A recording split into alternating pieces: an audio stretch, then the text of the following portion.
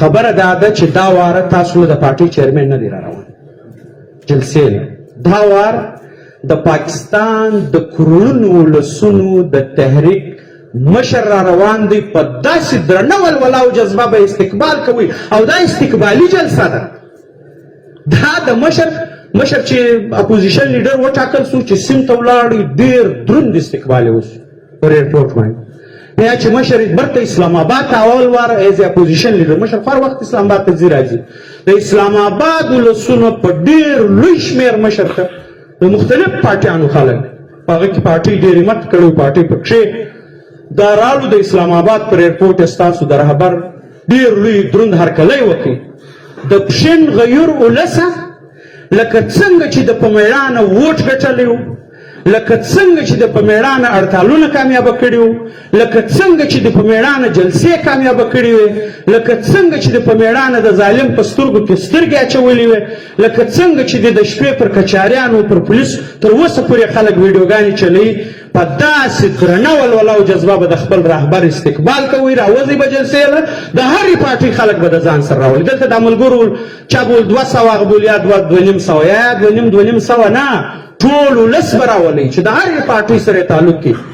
دا جلسه په داسې حالاتو کې کېږي یو خدای استقبالي جلسه ده د مشر استقبال به موږ کوو د اختر په 4مه به کوو په پښین ښار کې به کوو په دې چې دی د اپوزیشن لیډر دی دی موږ را روان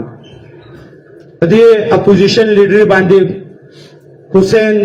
سیروردي شهید پاته سوی دی بېنظیر بوټو پاته سوی ده د مولانا فضل الرحمن پلار مفتی محمود پاته سوی دی مولانا فضل الرحمن صاحب په خپله پر پاته سوی دی نواز شریف پر پاته سوی دی شهباز شریف پر پاته سوی دی لوی لوی خلک پر پاته سوی دی دا وار ستا د دې وړې پارټۍ چې چا به پرې غورونه کول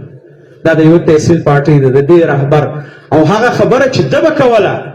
نن یې ټول ملک کوي نه نن یې ټول عالم اسلام کوي نن یې ټول د امن خبره د سلامتۍ خبره ټول جهان ته چې ستا د رهبر کوم پیغام و چې موږ د خلکو سره پر دې نفرت نه لرو چې ستا سترګې ولې شنې دي ته ولې انګریز یې موږ ستا سره دښمني کوو موږ د تا سره دښمني په دې نه کوو چې ستا بل مذهب دی زما بل مذهب دی ستا د رهبر هغه ټولې خبرې نن ثابتې دي ثابته سوې او دې خلکو ته ویل اسرائیلو ته ویل دا پاکستان ته ویل په اسمبلۍ کې دا شهباز شریف ته ویل ولاړ سئ ووایاست په اقوام متحده کې نور هېڅ مه کوئ خالي یوه خبره وکړئ چې نیتنیاهو چې دی دا اوس نه دا جنګ نه و شروع دا ډېر وختي خبره ده خالي دا ووایاست چې نیتنیاهو چې دی دا جنګي مجرم دی دا تر بر ناکه انسانان وژني انسانان حلالوي پر دوی حملې کوي لهذا موږ د ده خلاف قرارداد راوړئ دا قرارداد دی نه کوي پاس که دا کارونه سوي وای شاید نن دغه حالت نه وای که دوی دا خبرې منلې وای شاید نن دا حالت نه وای شاید نن در د دنیا په جنګ نه سره اخته کېدلی او بیا ستا رهبر ورته ویل چې دا د دنیا زورور د دنیا ښکرور دا جنګ ستا میدان ته ستا مځکې ته ستا خاورې ته راوړي زما او ستا د وطن بچیان به پکې سوځي زما او ستا سرونه به پکې بایلل کېږي دا خلکو دا خبره